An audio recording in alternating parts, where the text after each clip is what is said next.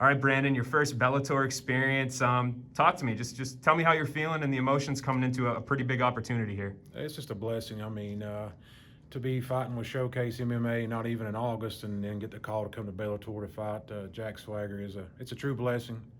And I couldn't be here if it wasn't for my team and for my sponsorship, for me to get all the medical stuff taken care of, and everybody just kind of came together, and Bellator's been great to me. So just looking forward to getting weigh-ins over tomorrow and getting ready for Thursday. Was it a bit of a surprise, I take it, after your last fight? Were you expecting, had you been in talks with Bellator about this type of opportunity, just come out of the blue? It just kind of came out of the blue. I have a individual that Mr. Thornton, he called and said he was trying to do a matchmaker with it, and I guess my name came up, and then Casey Oxidine, he threw himself out there and reached out to Bellator and see if it was true, and it just kind of, everything just worked itself out. It was a blessing. And for people, I think a lot of people maybe aren't familiar with you. You're a new name, new face. Can you kind of give us a little bit of background on you and your delve into mixed martial arts? Because you only started at least fighting a few years ago, right? Yeah, correct. Originally I went to Fort Union Military Academy when I was 15, started wrestling a little bit there, and wasn't going the military route, and then I gained about 50 pounds in one summer. Started playing football, and I was blessed with a scholarship to East Tennessee State University. I was a two-time All-American there as a defensive lineman. Then I got picked up with the Pittsburgh Steelers for 2 years, and after that I got cut. Just kind of started MMA right after I got cut, not even probably like 3 or 4 months afterwards, and just been kind of going at it since. Yeah. So does this kind of fill the athletic void a little bit for you? Is that kind of what your driving force is? Not many people make their pro MMA debut when they're 39. So yeah, you're right. I mean, I guess kind of like where we're from, you have to have an amateur record of like 10 or better, and for me just to have 5 wins as an amateur, then go pro, it was a blessing, and for them to give me the call to do it, I guess it was hopefully well overdue, but I think I've put my time in, and I'm blessed to be here. Yeah, and you mentioned the Steelers. You said you tried out for them? Yes, sir. I was with the practice squad for the first year. Then after that, I got cut, I guess, because they did away with European NFL.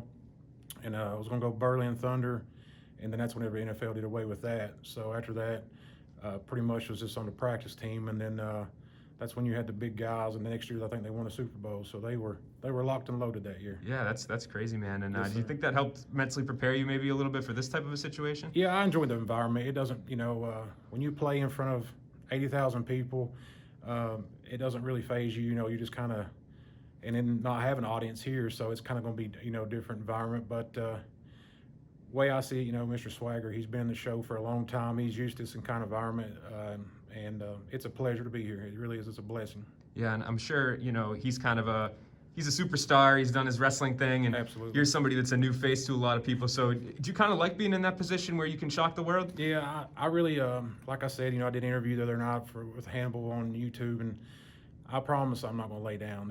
It's just not going to happen. It's just not in my blood. Being from Southwest Virginia, Tri-Cities, Tennessee, we're just a little bit different down there. I'm just, we're hard-working coal miners and just trying to make a living and just living my dream. Yeah, and I know the last couple of fights you fought at super heavyweight. Has the cut been difficult at all? Is there anything? No, not really.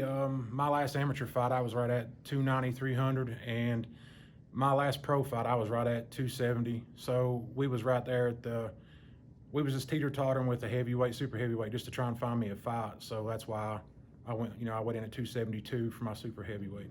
And this will be Jake's 4th professional fight. Yes, compared to the other 3 opponents that he's fought, what do you think you can do that maybe these other guys weren't able to?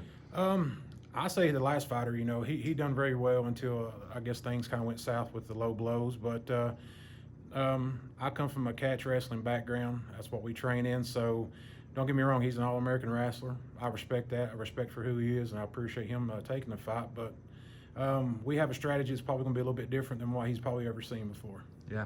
And when you're not fighting, I'm assuming you do some other type of work? Is there other? Yes, sir. I work for the government. Oh, you do? Yes, sir. There you go. So was it tough to take time off for this? No, I was blessed. I mean, I had the time on the books, and then had a lot of people in my administration that helped me out.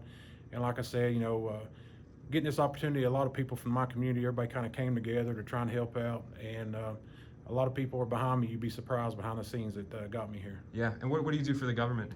No comment. No comment. Okay, I like it, mystery man. So when you envision this fight, you going in there, what do you think fans can expect to see out of you two? I can imagine. I mean, him being a wrestling background, he's got great cardio.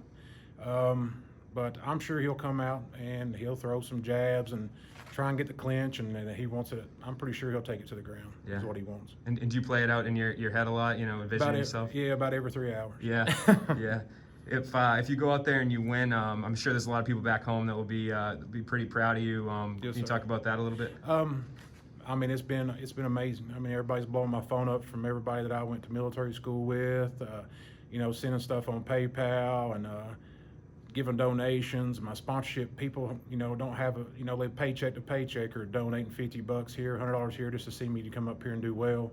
So for me to go in there and not just lay down and do like other people have done, I'm not just here to show up. I want to win. That's why I'm here for. And if you go out there and you do win, you hope that Bellator keeps you around, or do you think that would be a blessing? I just want to show that, I know my age factor, being a big difference, but I like to think at my age I'm, pretty good shape, and I just love fighting. There's just something about getting in a cage with somebody and just going to war. Awesome, man. Well, good luck in the fight. I appreciate the time today, and best of luck. I appreciate you. Thank you.